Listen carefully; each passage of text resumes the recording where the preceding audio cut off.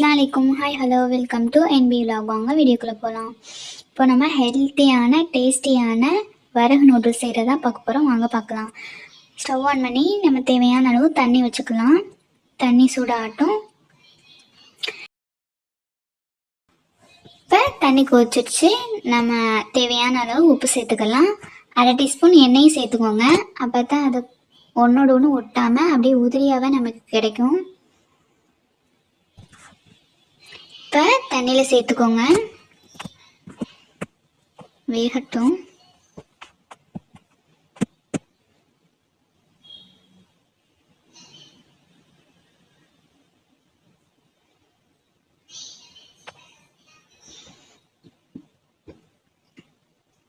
பாருங்க, நல்லா வெந்துருச்சு.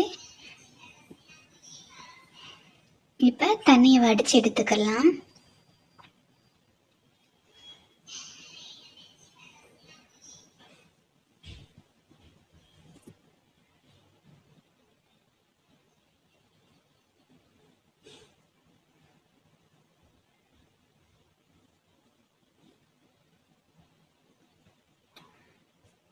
தண்ணி வடித்து எடுத்துக்கிட்டாச்சு. இப்போ அது மேலே நம்ம பச்சை தண்ணி ஊற்றி லைட்டாக அலசி விட்டுக்கலாம். பாருங்கள் எவ்வளோ உதிரியாக ஒவ்வொன்றா அப்படியே இருக்குன்னு. இப்போ நமக்கு அதுக்கு தேவையான காய்கறிகள் பார்க்கலாம் என்னென்னு. இது மேகி பொடி, பச்சை மிளகா 2, கேரட் 1, புதினா, வெங்காயம் 2, கோபிஸ் பாதிலையும் பாதி எடுத்துருக்கோம், தக்காளி 1. ஸ்டவ் ஆன் பண்ணி பாத்திரம் வச்சு ஒரு 2 கரண்டி எண்ணெய் விட்டுக்கலாம். எண்ணெய் சூடானதுக்கப்புறம் நம்ம நறுக்கி வச்சிருந்த வெங்காயத்தையும் பச்சை மிளகாவையும் இது கூட சேர்த்துக்கலாம். கொஞ்சம் வதங்கட்டேன்.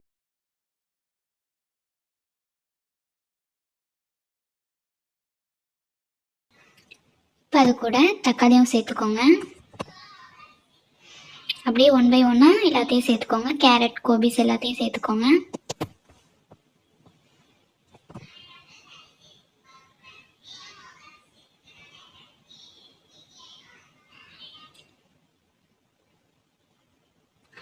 ஒரு 5 நிமிஷம் சிம்மிலே இருக்கட்டும், அப்படியே நல்லா வதங்கட்டும். உப்பு சேர்த்துக்கோங்க வதங்கிறதுக்கு.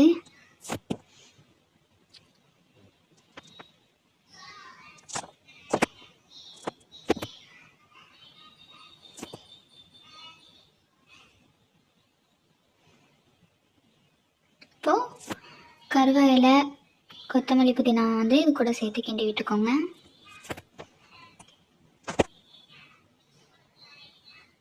மிளகாய்த்தூள் 1/2 டீஸ்பூன் போட்டுக்கோங்க. மஞ்சள்தூள் 1/4 ஸ்பூன். மேகி மசாலா சேர்த்துக்கோங்க. நல்லா கிண்டி விட்டுக்கோங்க.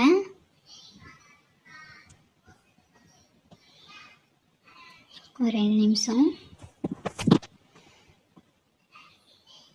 இப்போது நம்ம 1/4 டீஸ்பூன் சோயா சாஸும் 1/4 டீஸ்பூன் டொமேட்டோ சாஸும் சேர்த்துருக்கோம். இதையும் நல்லா கிண்டி விட்டுக்கோங்க.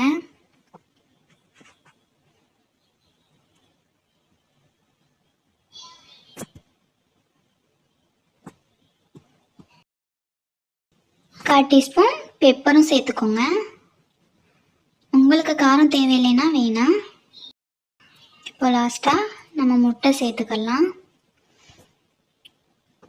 மேகிக்கு தக்கன உங்களுக்கு எவ்வளோ முட்டை வேணுமோ அவ்வளோ சேர்த்துக்கோங்க. நாங்கள் 3 முட்டை சேர்த்துருக்கோம். நல்லா கிண்டி விட்டுக்கோங்க.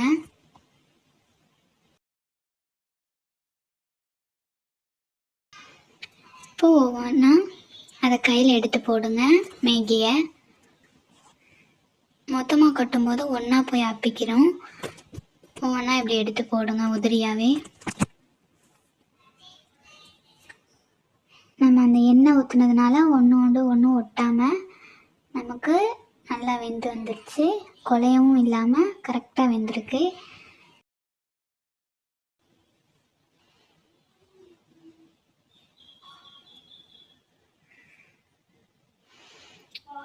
பாருங்கள், நமக்கு வரகு நூடுல்ஸ் சூப்பராக ரெடி ஆயிடுச்சு. ரொம்பவுமே ஹெல்த்தியாகவும் டேஸ்டியாகவும் இருக்கும். உங்கள் குட்டீஸ்க்கு மற்ற மேகி வாங்கி செஞ்சு கொடுக்குறத விட இந்த மாதிரி சாமை, வரகு அதில் நூடுல்ஸ் செஞ்சு கொடுங்க. ஹெல்த்தியாக சாப்பிடுவாங்க.